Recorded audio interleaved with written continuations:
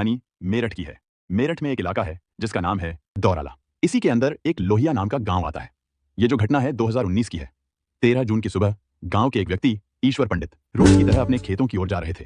तभी उन्होंने देखा कि गन्ने के खेत से एक गली का कुत्ता कुछ अजीब चीज मुंह में दबाए हुए इधर उधर घूम रहा था। जब उन्होंने ध्यान से देखा तो उनकी आंखें चौंधिया गईं। कुत्ते के मुंह में इंसान का हाथ था। यह दृश्य इतना चौंकाने वाला था कि ईश्वर पंडित का दिल जोर जोर से धड़कने लगा। उन्हें यकीन नहीं हो रहा था कि जो वो देख रहे थे वो सच है। तुरंत उन्होंने आसपास के खेतों में काम कर रहे लोगों को आवाज लगाई और उन्हें बुलाया। मामला गंभीर था, इसलिए किसी ने तुरंत पुलिस को भी फोन कर दिया। सूचना मिलते ही दौराला पुलिस मौके पर पहुंची। देखते ही देखते गांव के लोग भी वहां इकट्ठा होने लगे।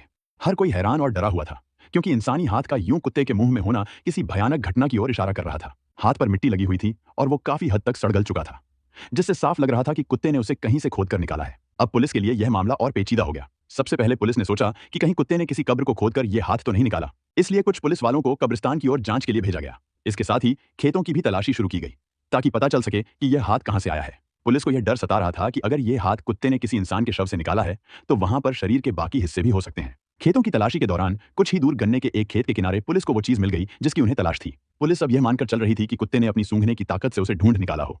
पुलिस ने तुरंत कुछ खुदाई कर्मचारियों को मौके पर बुलाया ताकि उस गड्ढे की खुदाई की जा सके जहां से कुत्ते ने इंसानी हाथ निकाला था। पुलिस का अंदेशा सही निकला। जब खुदाई शुरू हुई तो कुछ ही देर बाद गड्ढे के अंदर से एक शव बरामद हुआ। जैसे ही लोगों ने उस शव को देखा, एक अजीब सा सन्नाटा और बेचैनी फैल गई, क्योंकि यह कोई साधारण शव नहीं था। शव का सिर गायब था और दोनों बाहें भी नहीं थीं। यह नग्न अवस्था में था। शव को देखकर अनुमान लगाया गया कि यह किसी महिला का हो सकता है, लेकिन पूरी स्थिति इतनी विचलित करने वाली थी कि लोग इसे देख नहीं पा रहे थे। पुलिस ने तुरंत शव को पोस्टमार्टम के लिए अस्पताल भेज दिया, साथ ही उस हाथ को भी जिसे कुत्ते ने कहीं से खोद कर निकाला था। पुलिस अब इस बात की छानबीन में लगी थी कि कहीं और भी कोई हिस्सा तो नहीं मिला, और सबसे महत्वपूर्ण था कि शव की पहचान कैसे की जाए। बिना सिर के उसकी पहचान करना मुश्किल हो रहा था। पोस्टमार्टम रिपोर्ट से यह सामने आया कि यह शव किसी 20 से 25 साल के नौजवान लड़की का है। उसके सिर और हाथों को किसी तेज धार हथियार से काटा गया था। पूरे गांव में यह घटना आग की तरह फैल गई और लोग तरह तरह के कयास लगाने लगे। पुलिस ने जांच को और तेज कर दिया। अब सवाल यह था कि यह शव गन्ने के खेत में कैसे आया। पुलिस ने तुरंत उस खेत के मालिक का पता लगाया। गांव के लोगों से पूछताछ के दौरान पता चला कि वह खेत अहमद नाम के व्यक्ति का था, जो उसी गांव के निवासी और ईश्वर पंडित के पड़ोसी थे, जिन्होंने सबसे पहले कुत्ते को इंसानी हाथ के साथ देखा था। मेरठ पुलिस की एक टीम अहमद के घर पहुंची और वहां के सदस्यों से पूछताछ की, लेकिन अहमद और उसके परिवार ने यह दावा किया कि उन्हें इस शव के बारे में कोई जानकारी नहीं थी। वे खुद हैरान थे कि उनके खेत में ऐसा कुछ कैसे हो सकता है। पुलिस ने उनके बयान दर्ज किए और मामले की आगे जांच जारी रखी। मेरठ पुलिस के लिए यह केस लगातार चुनौतीपूर्ण होता जा रहा था। शव की पहचान न होने के कारण मामले की जांच और भी कठिन हो गई थी। गांव में जितने भी लोग थे, खासकर जो यहाँ के प्रभावशाली व्यक्ति थे, जैसे सरपंच और अन्य प्रमुख लोग, सभी से पुलिस ने पूछताछ की। पुलिस का मकसद यह जानने का था कि क्या गांव या आसपास के किसी इलाके से कोई लड़की लापता है या किसी की मृत्यु हुई है। इसलिए पुलिस ने सिर्फ लोहिया गांव ही नहीं, बल्कि उसके आसपास के 7-8 किलोमीटर के दायरे में आने वाले सभी गांवों में पूछताछ शुरू कर दी। यह एक लंबी प्रक्रिया थी, जिसमें समय लग रहा था। पोस्टमार्टम के दौरान पुलिस को एक और महत्वपूर्ण सुराग मिला। उस कटी हुई बांह पर एक टैटू मिला था, जिसमें अमन नाम गोदा हुआ था। अब सवाल था, अमन कौन है और यह टैटू एक लड़की की बांह पर क्यों गुदवाया गया था, क्योंकि यह तय हो चुका था कि शव एक महिला का है। पुलिस ने गांव के लोगों से अमन नाम के किसी लड़के के बारे में भी पूछताछ शुरू कर दी, लेकिन कोई भी सुराग हाथ नहीं लगा। किसी भी गांव से कोई भी नौजवान लड़की लापता नहीं थी। मामला साफ था कि यह कत्ल का केस था, पर पुलिस यह समझ नहीं पा रही थी कि आखिर हत्या किसने और क्यों की होगी। इलाके के एसएसपी इस केस को बहुत गंभीरता से ले रहे थे। उन्होंने अपनी टीम के साथ मिलकर डिस्ट्रिक्ट क्राइम रिकॉर्ड ब्यूरो और स्टेट क्राइम रिकॉर्ड ब्यूरो में भी जांच की, ताकि यह पता चल सके कि हाल के दिनों में किसी लड़के की मिसिंग रिपोर्ट दर्ज हुई है या नहीं, मगर यहां से भी कोई खास जानकारी नहीं मिली। अब एसएसपी और उनकी टीम को हर एंगल से इस मामले की जांच करनी थी। यह समझने की कोशिश की जा रही थी कि आखिर किस कारण से इस लड़की की हत्या की गई होगी। पुलिस ने गांवों में यह भी पता किया कि क्या किसी परिवार में जमीनी विवाद के चलते झगड़े चल रहे हैं, क्योंकि कई बार जमीनी विवाद में भी हत्या हो जाती है। कुछ मामलों में जमीनी झगड़े जरूर थे, लेकिन उन परिवारों से कोई लड़की गायब नहीं थी और न ही उनके परिवारों में कोई अमन नाम का लड़का था। प्रॉपर्टी विवाद का एंगल भी खत्म हो गया। अब पुलिस ने सोचा कि शायद यह मामला प्यार मोहब्बत का हो सकता है। हो सकता है लड़की और अमन के बीच किसी प्रकार का संबंध रहा हो, लेकिन गांव में ऐसा कुछ भी नहीं मिला। पुलिस पूरी तरह से अंधेरे में थी। लूटपाट की संभावना भी खत्म हो गई, क्योंकि अगर लूटपाट हुई होती तो लुटेरे लड़की के सामान को लेकर फरार हो जाते, लेकिन ऐसा कुछ भी नहीं हुआ। इसके अलावा लूट के दौरान विरोध करने पर लड़की को मारा जा सकता था, लेकिन यहां मामला बिल्कुल अलग था। लड़की का शव जमीन में दफन मिला था और उसका सिर और बाहें काटी गई थीं ताकि उसकी पहचान न हो सके। पुलिस की जांच में अब यह प्यार और मोहब्बत का मामला लग रहा था, लेकिन कोई ठोस सबूत नहीं मिल रहा था। हर दिन बीतने के साथ मामला और उलझता जा रहा था। लड़की का शव अस्पताल में रखा हुआ था, लेकिन महीनों गुजरने के बावजूद कोई भी उसे क्लेम करने नहीं आया। इस वजह से पुलिस ने अपनी इंसानियत का परिचय देते हुए शव का अंतिम संस्कार कर दिया। लेकिन पुलिस और डॉक्टर्स ने मामले की गंभीरता को समझते हुए शव से जुड़े कुछ महत्वपूर्ण सैंपल्स प्रिजर्व कर लिए थे, क्योंकि उन्हें अंदेशा था कि भविष्य में इनकी जरूरत पड़ सकती है। इस घटना को लगभग 1 साल बीत चुका था, लेकिन अब तक शव की पहचान नहीं हो पाई थी। केस में कोई ठोस प्रगति नहीं हो रही थी, जिससे पुलिस की जांच में रुचि कम नहीं हुई, बल्कि एसएसपी और उनकी टीम ने नए तरीकों से जांच को आगे बढ़ाने का फैसला किया। एसएसपी के दिमाग में एक नई योजना आई, जिसमें उन्होंने लोहिया गांव और आसपास के इलाकों से बाहर काम करने वाले सभी लड़कों की पूरी जानकारी इकट्ठा करने का आदेश दिया। पुलिस ने यह पता लगाने का फैसला किया कि कौन कौन से परिवार के लड़के फिलहाल गांव से बाहर काम कर रहे हैं, कौन कहां काम कर रहा है, उनका संपर्क नंबर क्या है और वे किस राज्य में रह रहे हैं। इन सभी की जानकारी जुटाई गई। इसके साथ ही यह भी जांचा गया कि उन इलाकों के पुलिस थानों में कितनी लड़कियों की मिसिंग रिपोर्ट दर्ज है, खासकर 20 से 25 साल की उम्र के आसपास की लड़कियों की। पुलिस का यह कदम बेहद थकाऊ और मेहनत से भरा था, लेकिन लगातार प्रयासों के बाद उनके पास एक लंबी लिस्ट तैयार हुई। इस लिस्ट में कई लड़कों के नाम सामने आए, जिनमें कुछ हरियाणा में थे, कुछ पंजाब में, कुछ हिमाचल प्रदेश में और कुछ दिल्ली में काम कर रहे थे। अब पुलिस ने यह भी पता किया कि ये लड़के अपने घर कितनी बार जाते हैं, घर पर कितनी बार कॉल करते हैं और उनके फोन नंबर और सिम कार्ड किस राज्य के हैं। पुलिस ने इन सभी जानकारियों को बारीकी से इकट्ठा किया, जिससे वह लड़कों की पूरी कुंडली निकाल सकी। इसके बाद पुलिस ने एक एक करके सभी लड़कों से पूछताछ करना शुरू किया। मेरठ पुलिस ने उनके क्षेत्रों के पुलिस थानों में जाकर वहां की मिसिंग रिपोर्ट्स को देखा, जांच की और उनकी गहन छानबीन की। इस पूरी प्रक्रिया में लगभग 1 साल का वक्त बीत गया, लेकिन पुलिस लगातार कोशिश कर रही थी कि किसी तरह इस केस का सुराग मिल जाए। जून 2019 में मेरठ के लोहिया गांव के गन्ने के खेत में एक महिला का कटा हुआ शव मिला था। अब मई 2020 तक आते आते पुलिस की टीम ने हिमाचल प्रदेश के कांगड़ा तक अपनी जांच का दायरा बढ़ाया। यहां भी कुछ लड़के रह रहे थे, जिनकी छानबीन मेरठ पुलिस ने की। कांगड़ा के देहरा पुलिस स्टेशन में कुल 20 मिसिंग केस सामने आए, जिनमें से कुछ लड़कियों और कुछ लड़कों के थे। पुलिस ने 20-25 साल की उम्र के आसपास की मिसिंग रिपोर्ट्स को फिल्टर किया और 2 लड़कियां मिली, जिनका नाम शामली और एकता था। हालांकि दोनों अलग अलग जगह से मिसिंग रिपोर्ट दर्ज हुई थी। इनमें से एक लड़की थी एकता देशवाल। एकता की उम्र 19 साल की थी। उसकी मिसिंग रिपोर्ट उसके माता पिता ने मई 2019 में दर्ज करवाई थी, यानी ठीक 1 साल पहले। एकता के माता पिता ने पुलिस को बताया कि उनकी बेटी एक लड़के के साथ घर से भाग गई थी। भागते समय वह 15 तोले सोने के गहने यानी कुल मिलाकर लगभग 25 लाख का सामान लेकर गई थी। अब पुलिस की जांच का रुख एकता देशवाल की ओर मुड़ गया। पुलिस को शक था कि कहीं लोहिया गांव के गन्ने के खेत में मिला वह शव इसी एकता का तो नहीं है, क्योंकि उम्र और मिसिंग की टाइमिंग भी लगभग एक जैसी थी। जब पुलिस ने एकता देशवाल के माता पिता से और गहराई से बातचीत की, तो उन्हें उस लड़के का नाम पता चला जिसके साथ एकता भागी थी, अमन। एकता के माता पिता का कहना था कि अमन ने उनकी बेटी पर ऐसा असर डाला था कि वह अपने पूरे परिवार के खिलाफ हो गई और बड़ी मात्रा में गहने और पैसे लेकर घर से भाग गई। एकता के घर से भागने के बाद उसकी मां ने कई बार उसे कॉल करने की कोशिश की, लेकिन उसने कभी फोन नहीं उठाया। अमन ने फोन उठाया था और जब मां ने उसे धमकी दी कि अगर उसने उनकी बेटी को नहीं छोड़ा तो वे पुलिस में शिकायत दर्ज कराएंगी, तो इसके बाद अमन ने भी कॉल उठाना बंद कर दिया। पुलिस को यहाँ एक अहम सुराग मिला। उन्हें याद आया कि उस कटे हुए हाथ पर भी अमन नाम का टैटू था, जिससे एकता और अमन के बीच का संबंध साफ हो गया। इसके बाद पुलिस ने एकता की मां का डीएनए सैंपल लिया और उसकी तुलना उस शव से की, जो खेत से मिला था। चूंकि शव के सैंपल पहले से ही संरक्षित थे, पुलिस ने दोनों सैंपल्स का डीएनए मिलान किया। डीएनए परीक्षण ने यह स्पष्ट कर दिया कि वह शव एकता देशवाल का ही था, क्योंकि डीएनए 100% मैच कर गया। इस तरह पुलिस ने उस कटे हुए शव की पहचान कर ली, जो महीनों तक अज्ञात था, और यह भी साफ हुआ कि अमन इस मामले में एक अहम कड़ी हो सकता है। पुलिस ने जब एकता के माता पिता को बताया कि उनकी बेटी का शव मेरठ के लोहिया गांव में मिला है और डीएनए टेस्ट से उसकी पुष्टि हो चुकी है, तो शुरुआत में माता पिता इस बात को मानने के लिए तैयार नहीं थे। उनके अनुसार उनकी बेटी अपने फेसबुक और व्हाट्सएप पर सक्रिय रहती थी और नियमित रूप से अपनी प्रोफाइल तस्वीरें बदलती थी। इससे उन्हें यह तसल्ली होती थी कि वह जहां भी है ठीक है। हालांकि पुलिस ने फिर एकता की मां से अमन का फोन नंबर लिया और उसकी जांच शुरू की। जांच में पता चला कि अमन का नंबर मेरठ का है, लेकिन वह लुधियाना में सक्रिय था। पुलिस ने मोबाइल टावर की लोकेशन का पता लगाया और धीरे धीरे अमन तक पहुंच गई। उसे पकड़कर दौराला थाने लाया गया और पूछताछ शुरू की गई। शुरुआत में अमन इधर उधर की बातें बनाने लगा और खुद को बचाने की कोशिश की, लेकिन जब पुलिस ने उस पर सख्ती की तो वह टूट गया और उसने सच्चाई कबूल कर ली। एकता देशवाल की हत्या में उसका ही हाथ था और वह अकेला नहीं था। उसके साथ उसका पूरा परिवार शामिल था, उसका पिता, भाई, भाभी और उसके दोस्त। कुल मिलाकर 6 लोगों ने मिलकर 19 साल की एकता का कत्ल किया था। पुलिस ने उसके पूरे परिवार और दोस्तों को भी गिरफ्तार कर लिया। अब सभी ने मिलकर एक कहानी बतानी शुरू की। वो कहानी यूं थी। अमन मेरठ के लोहिया गांव का निवासी था। ये केवल 10वीं तक ही पढ़ा हुआ था। इसके बाद इसमें पढ़ाई छोड़ दी थी। आगे यह कोई काम धंधा करने के लिए लुधियाना चला गया। वहीं पर यह ताबीज की दुकान पर हेल्पर के तौर पर काम करने लगता है। ये दुकान दिलशाद नाम की शख्स की थी, जो झाड़ फूक की दुकान चलाता था। दिलशाद के पास रहकर तांत्रिक क्रिया करने लगा। साथ में ये जादू और तंत्र मंत्र की चीजें भी करता था। इन्हीं कारणों की वजह से एकता की मां ने उस दिन पुलिस से कहा था कि इनकी बेटी के ऊपर उस लड़के ने जादू कर दिया था, उसको वश में कर लिया था। एकता उस समय खालसा कॉलेज में बीकॉम की पढ़ाई के साथ साथ पिता का हाथ बटाने के लिए पार्ट टाइम जॉब के रूप में विभिन्न कंपनियों के लिए इवेंट भी करती थी। 2019 के शुरुआती महीनों में बीमार रहने लगी।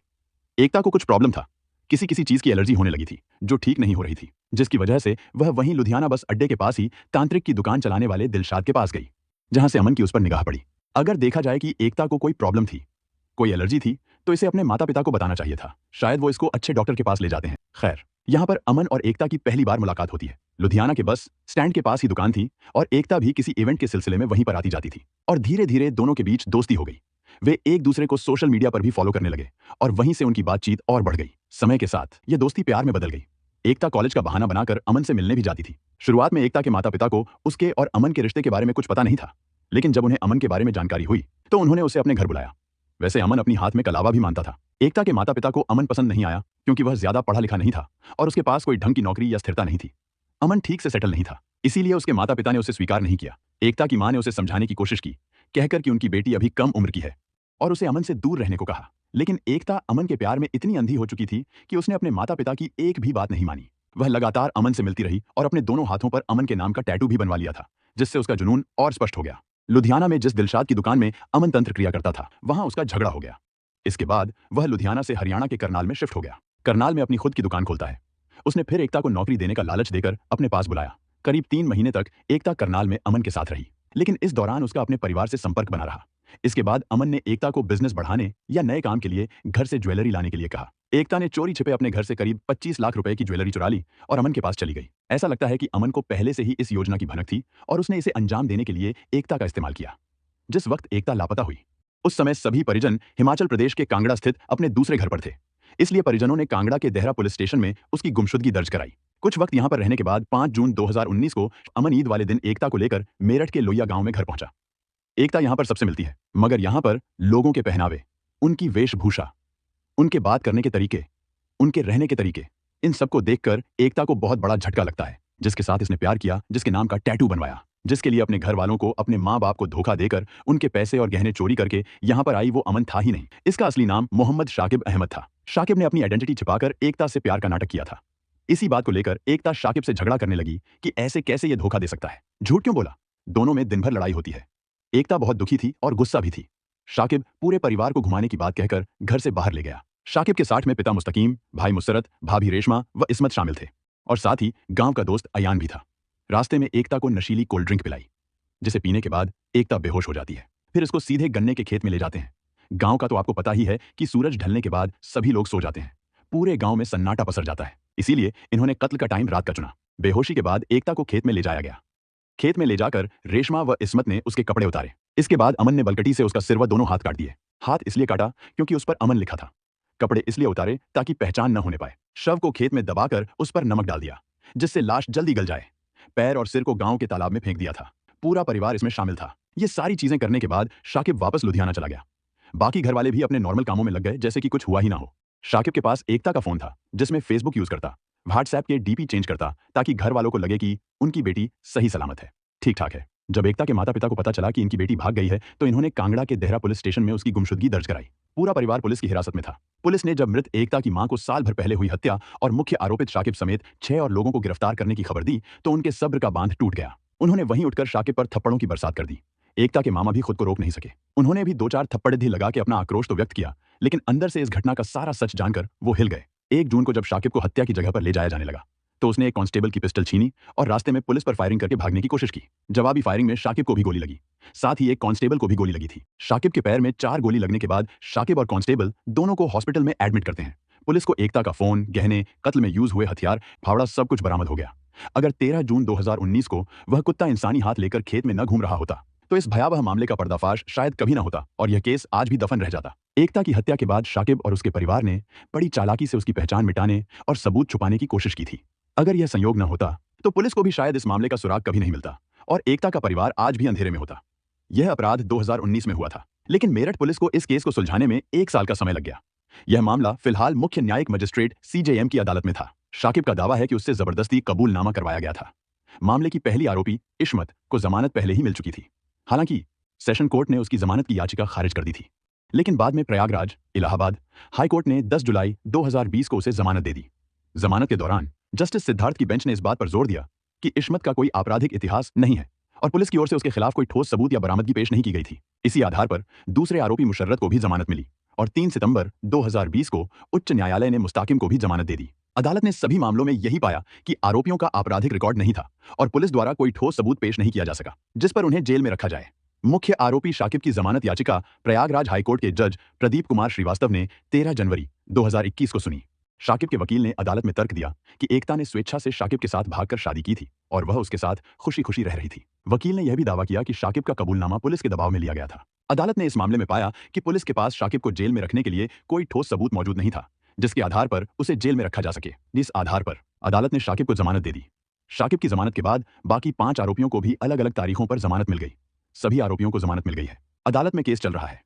इस कहानी से हमें यह महत्वपूर्ण संदेश लेना चाहिए कि अपराध और हिंसा का कोई धर्म, जाति या समुदाय नहीं होता। चाहे कोई भी व्यक्ति किसी धर्म या पृष्ठभूमि से हो, गलत काम को सही नहीं ठहराया जा सकता। हत्या, धोखा और क्रूरता जैसे अपराध इंसानियत के खिलाफ हैं और इनका कोई धर्म नहीं होता। इस घटना में धर्म की जगह इंसानियत को प्राथमिकता देनी चाहिए।